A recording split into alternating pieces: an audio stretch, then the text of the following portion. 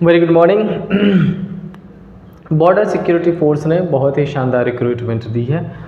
काफ़ी सारी वैकेंसीज भी हैं। नंबर ऑफ़ वैकेंसी आप देख रहे हो 1121 पोस्ट है डिफरेंट सेगमेंट में। ये डिटेल्स मैं लेके आया हूँ आपके लिए और इस वीडियो के अंदर मैं आपको क्या क्या बताने वाला हूँ। सबसे पहले तो ये कि जो वैकेंसीज है इसको कैसे कैसे कैटेगरीज में अलग अलग डिवाइड किया गया है, क्या क्राइटेरिया है, क्या बीएसएफ ने डिमांड की है कि क्या क्या स्पेसिफिकेशन बच्चे में होनी चाहिए जो इस पर्टिकुलर वैकेंसी को फिल कर सकते हैं। अपार्ट फ्रॉम दिस सिलेक्शन का जो प्रोसेस है, सिलेक्शन प्रोसेस में बेसिकली जो एग्जामिनेशन का पैटर्न होगा, उसके अलावा क्या जो फिजिकल स्टैंडर्ड है, क्या एफिशिएंसी है बच्चों को रिक्वायर्ड है, वो सारी डिटेल्स मैं इसमें आपको बताने वाला हूँ।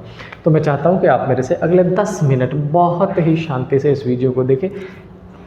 पूरी माइन्यूट से माइन्यूट डिटेल में आपको देने वाला हूँ। आगे चलने से पहले मैं आपको ये बताता हूँ कि मेरी मेरा एक दूसरा चैनल भी है जिसका नाम, जैसे ये प्री अड्डा जीएस एंड रीजनिंग, वैसे वो प्री अड्डा जिसमें मैं पॉडकास्ट रिकॉर्ड करता हूँ अपने दोस्तों के साथ। बेसिकली जो टीचर्स का एक्सपीरियंस है उनके लाइफ के साथ, उसको मैंने रिकॉर्ड किया है, टीचर्स की बात की है मैंने उसमें। सो आई रिक्वेस्ट यू कि अगर आपको ठीक लगता हो देखना टीचर्स की ज़िंदगी में, जो आपको मेंटर कर रहे हैं, जो आपको पढ़ा रहे हैं, उसके लाइफ में एंटर करना, तो प्लीज़ विजिट करें उस चैनल को।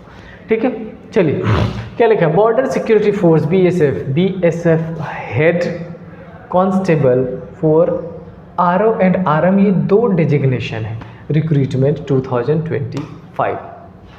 सबसे पहले इंपॉर्टेंट डेट्स देख लेते हैं। इंपॉर्टेंट डेट्स क्या क्या है। नोटिफिकेशन डेट आ गया था अगस्त 2025, एप्लीकेशन स्टार्ट 24 अगस्त 2025। इसका मतलब अभी तक स्टार्ट भी नहीं हुआ है। It is going to start in 5-6 दिनों के बाद, छठे दिन ये स्टार्ट होने वाला है 24 अगस्त 2025 को। लास्ट डेट फॉर एप्लीकेशन 23 सितंबर 2025। बट जैसा कि मैं हर नोटिफिकेशन में आपसे रिक्वेस्ट करता हूँ, मेरी सजेशन रहती है, एडवाइस रहती है कि विदिन 10 डेज ही सारी चीज़ें कंप्लीट कर लो। क्यों है, जब अपने को ये पता है कि फिल करना ही है तो क्यों लास्ट डे तक लेके जाना है। जल्दी से जल्दी फिल करिए, कंप्लीट करिए उसको। अच्छा, पे करने का डेट वो भी 23 सितंबर तक है। Data correction as per schedule correction date आपको मिलेगा उसमें।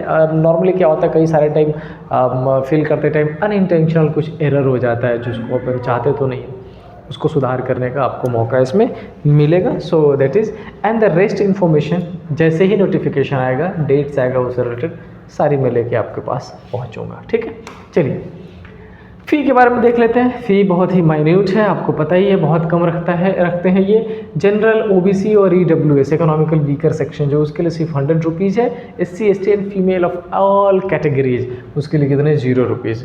पे the examination fee through credit card, debit card, net banking, offline through e challan भी जाके आप पे कर सकते हैं। ठीक है, तो 100 rupees and 0 age criteria, that is very important thing and see that is the most important thing. आपको ये पता होना चाहिए कि आपकी एज कहीं एक्स्ट्रा तो नहीं होगी, कहीं कम तो नहीं है। किस डेट को, 23 सितंबर 2025। इसका मतलब जो लास्ट डेट है फॉर्म सबमिशन का, उस पर्टिकुलर डेट को बेस बनाया गया है इसको चेकआउट करने के लिए। मिनिमम एज कितनी है, 18 ईयर्स। मैक्सिमम कितनी है, 25 ईयर्स। जनरल के लिए 28 years for OBC and 30 years for SC ST. यहीं पर ऑलरेडी उन्होंने मेंशन ही कर दिया है 18 to 25। एंड जो रिजर्व कैटेगरी में जो भाई बंधु मेरे आते हैं उनके लिए जो एक्स्ट्रा रिजर्वेशन मिलता है एज का, वो उसमें गिवन है ऑलरेडी है। For more complete information please read the BSF head constable RORM notification 2025। उन्होंने भी अपना ऑलरेडी डिटेल्स दे रखा है, आप वहाँ जाके चेकआउट कर सकते हैं। चलिए नाउ ये जो डिफरेंट पोस्ट है, मैंने उधर आरओ और आरएम लिख रखा था, वो यहाँ पर आप एक बार देखिए। BSF head constable radio operator, that is known as RO, radio operator, उसकी कितनी वैकेंसी है, 910 वैकेंसी है आरओ का।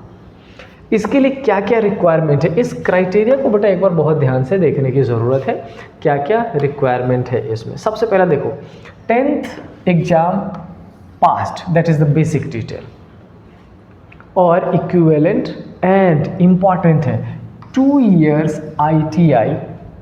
ITI in radio and television, electronic computer operator and programming assistant. ये आपके पास होना जरूरी है 2 years का। पहला तो एग्जामिनेशन 10th पास है, उसके बाद ये, उसके बाद क्या लिखा है, और 12th पास्ट, या तो 12th पास होना चाहिए, और इक्विवेलेंट विद फिजिक्स। बहुत ध्यान से देखिएगा क्या होना चाहिए, फिजिक्स केमिस्ट्री एंड मैथमेटिक्स, यानी कि PCM अगर आपने 12th क्लास साइंस से कर रखा है then you have the better chance. और equivalent eligibility from any recognised university and board, ये इंपॉर्टेंट इन्फॉर्मेशन किसके लिए है? रेडियो ऑपरेटर RO, जिसकी सीट्स कितनी है? 910।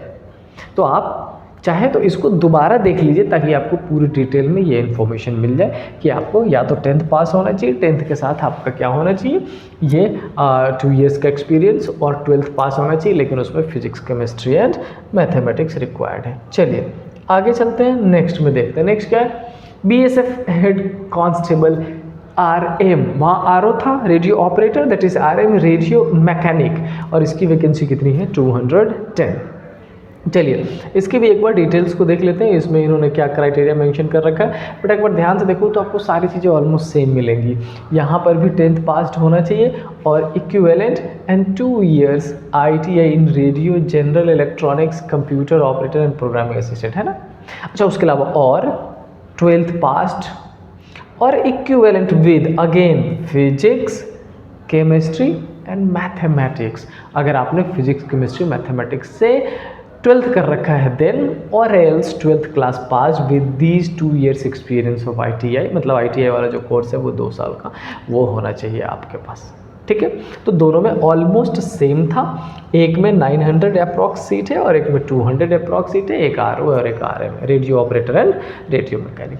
अब ये 841, no this is something else, this is not for you. BSF head constable RO RM salary मैं यहाँ बताना चाह रहा था, सैलरी आपको 21,700 है, 69,100। इसके अलावा जो डिफरेंट अलाउंसेस है DA TA HR वो आपको मिलता है। इम्पॉर्टेंट पैटर्न, आपने ये देख लिया कि उन्होंने बेसिक क्या रिक्वायरमेंट रखी है, आपने ये देख लिया कि फॉर्म फिल करने का डेट कब तक है, क्राइटेरिया क्या क्या, 10th होना चाहिए तो क्या होना चाहिए, 12th होना चाहिए तो क्या। अब यही कि उन्होंने क्या पैटर्न रखा है एग्जामिनेशन का। तो बेटा सबसे पहले तो रिटन एग्जामिनेशन होगा, उसके बाद PET एंड PST वो उन्होंने अपना मेजरमेंट कुछ दे रखा, बता रहा हूँ मैं भी डिटेल्स में, document verification, then descriptive test and then medical examination and final merit list. ये आपके एग्जामिनेशन का पैटर्न है। मैं आपको सबसे पहले बताने वाला हूँ प्री एग्जामिनेशन के बारे में। क्या है? Number of questions 100, duration 2 hours और मार्क्स 200। इसका मतलब ये कि हर क्वेश्चन कितने मार्क्स का होगा? 2 मार्क्स का, और टाइम कितना मिलेगा? 120 मिनट्स। अब आइए देखिए एक बार, ये see again this is again, let me tell you again, this is not for you. आपको यहाँ देखना है, आपके ये सब्जेक्ट है, फिजिक्स के 40 question 80 marks 40 minutes, maths 20 question 40 marks 40 minutes, chemistry 20 question 40 marks 40 minutes, and GK and English के 20 question 40 marks और 30 मिनट्स। और इंक्लूडिंग अगर आप देखोगे तो आपके ये 100 क्वेश्चन हो जाएंगे, 200 मार्क्स और 150। इन सब में एक चीज़ देखो आप बहुत ध्यान से, फिजिक्स के जो नंबर ऑफ क्वेश्चन है 40 है और मार्क्स भी 80 है। टाइम हालांकि सेम दिया गया है, लेकिन मेजॉरिटी पार्ट है क्योंकि आउट ऑफ 280 मार्क्स का है, so physics is going to play very vital role there. ठीक है, तो आप अपने प्रिपरेशन का पैटर्न इसको देख के एक शानदार तरीके से बना लीजिए ताकि आप अपनी रीच उस स्कोर तक बना पाए जहाँ पर जाके आपका सिलेक्शन हो जाएगा। ठीक है, अब आते हैं आगे, that is something PST and PET, ये आपको समझना जरूरी है। यहाँ पे एक बार आप ध्यान से देख लो, ये है आपका, अगर मैं बात करूँ किसका, मेल का, ये हमने मेल की कैटेगरी बना रखी है, ऑल अदर एंड ST।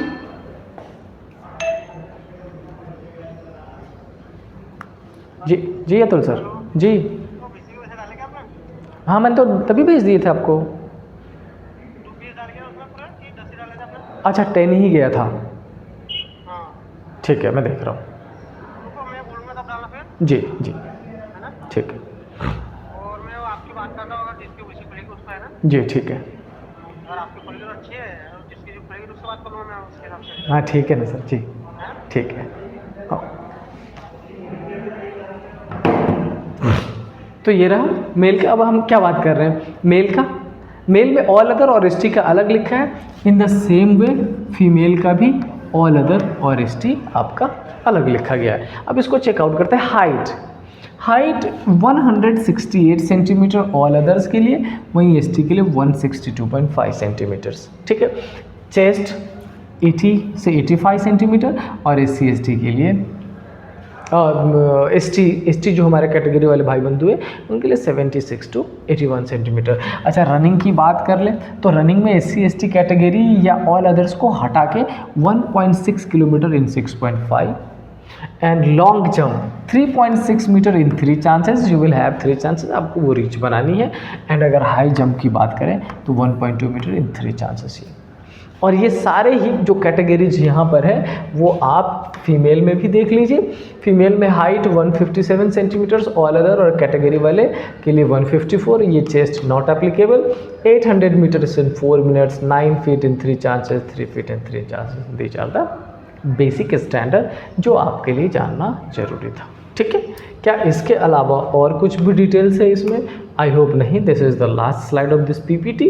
सो मैंने कोशिश ये करी है कि सारी detail information BSF head constable RO और आरएम की आपको दी जाए, न केवल क्राइटेरिया बल्कि एग्जामिनेशन का pattern, number of questions, PST, NPT, everything. तो मिलते हैं नेक्स्ट वीडियो में। हाँ, बस एक रिक्वेस्ट है कि अगर आपको मेरा ये बताना, आप तक ये डेटा पहुँचाना आपको पसंद आ रहा हो तो इसको शेयर ज़रूर करें, सब्सक्राइब ज़रूर करें। आपका फ़ायदा होगा, ऑफ कोर्स होगा, क्योंकि मैं अपने एंड से बड़ी शिद्दत से लगा हुआ हूँ नोटिफिकेशन लेके आने में, या फिर बात करें जो मेरा स्पेशलाइजेशन है वो पढ़ाने में। जल्दी ही मैंने जीके का पार्ट आपको बोल रखा, वो शुरू करने वाला। मेरी रिक्वेस्ट ये है कि आप उसको अगर सब्सक्राइब करते हो और शेयर करते हो तो बूस्टअप मिलता है और लगता है कि काम और मन से करना चाहिए, ठीक है। So till then stay happy, जय हिंद।